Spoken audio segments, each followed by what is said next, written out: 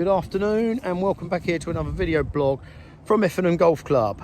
February the 1st on what was a minute ago a very sunny day with a nice breeze.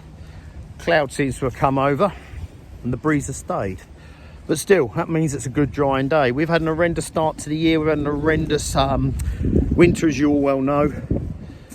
November 100 mil of rain, December 60 mil, January 60 mil, and during December and January we've had approximately 10 days of very hard frost, -5 regular, most coldest I've seen it on a regular basis, consecutive days.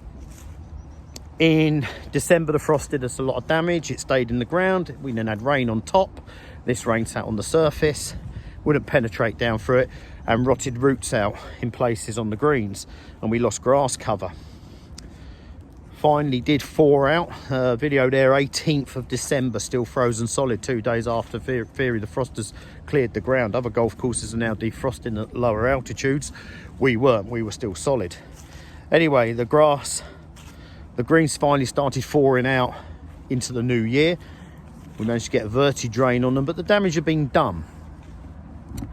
The grass was going backwards and we needed to get the surfaces dried out as quick as we could, get oxygen back around those roots and start perking them back up, which we did, and it's worked very well.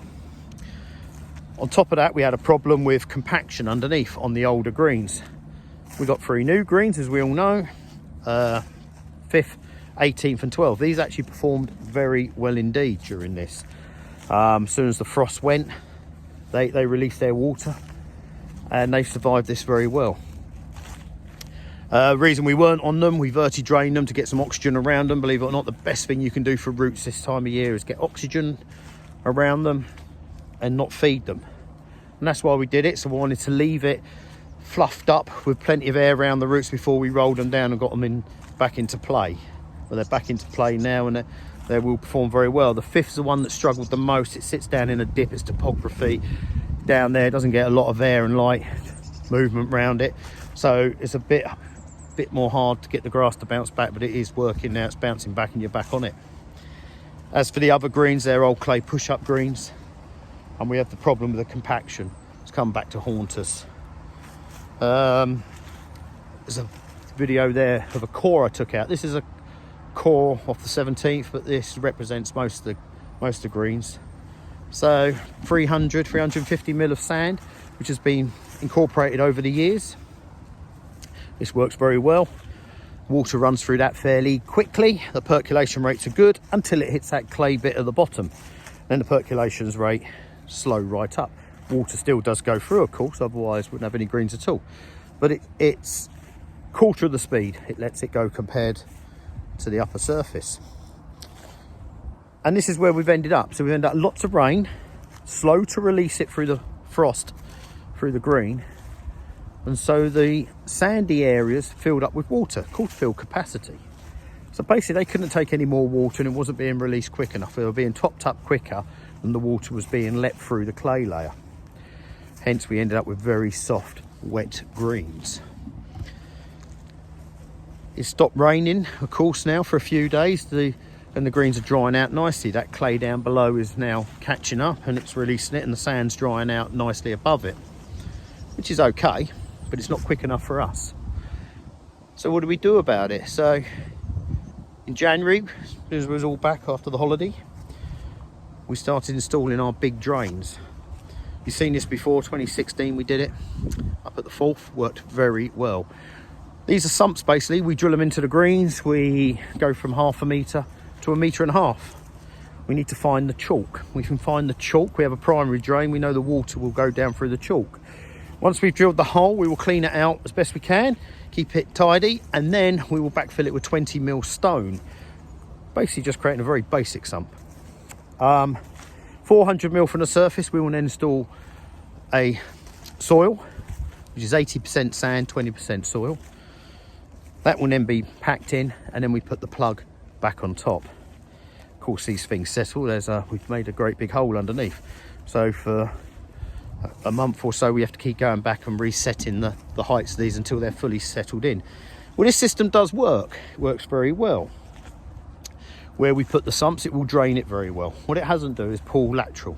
It's got no lateral movement of water. It will drain what touches it, but it's very inefficient at pulling water sideways. So it's okay putting them in. They do get us out the can and they do help, but we need to move things along. And with that, we've employed the services of Duke, which is a company that installs this rope drainage or capillary drainage. We all know about it now. Steve's put the video out from Parkston, who are very keen on it at the moment, and many other golf courses. 600 greens currently have been installed in this country with it over a 10-year period, and all performing very well by all accounts and what I've found out. 25 years in States it's been used for, and it's working well. So if it works that well, we need to be doing it, and we are. We're starting in March. We've got Dukes coming in first week in March. Fingers crossed everything goes according to plan. We're going to be doing the 13th, the 14th and the 9th greens. We're hopefully then in the autumn we'll be doing the first green, the 10th green and the 17th green. These are the 6 greens that are showing up bad this year. We're not going to stop there either. We're then going to go into 24. We're going to program in some more greens in 24. We're going to try and future-proof these greens as best we can. So it's all good news there. It's just going to be interruption while we do it, of course. I'm not going to give you time scales or anything now because it's so weather dependent, but there is a fairly quick turnaround on these greens by all accounts. So looking forward to that happening. In the meantime, we're working on the greens. They're bouncing back really well. Where the grass that was there that got saturated out wasn't fully dead in places, and that's now filling in nicely. Daily, all the time we have this dry weather and a bit of sunshine, we're seeing these areas shrinking down. We've been overseeding them. It's a bit of a gamble this time of year. Temperatures need to stay up a little bit. Well, we might get some growth out of it. It could be well worthwhile. We've put on a seaweed. It's not so much a fertiliser. It's a bit like taking an Actimel. Puts a bit of goodness back in. And it gets the stimulates some root activity, which is what we want, and hopefully that will improve the sward on top, which it is. We can see that's working already, so that's good. We have the 3 greens back in play now. Hopefully tomorrow, if the weather stays with us, we're going to have a few more greens back into play. We won't get them all into play because the 13th we just had a lot of work, and the 9th a lot of work on them. We will keep them out of play for a while until they're fully recovered, or until the rope drainage has been installed. So we're looking at it daily now. It's been very stressful, of course, you can believe that, for everybody concerned. But we are getting somewhere. We're turning a corner now, which is good. The frost didn't only hit the greens hard, we also had the bunkers hit hard. As you well know, the frost doubles in size. Our bunkers are chalk based. The chalk swells up, it pushes the sand out, it pushes the bases up, it makes them very, very soft and damages them. A few photos up there showing you. So we're remedying this. We've got the whole team near enough working on it. You rake out the debris as best you can. We redistribute sand in the bunker, and then we bring fresh sand in where needed and pack it back in and reshape the bunker. We've got 17 bunkers hit fairly hard.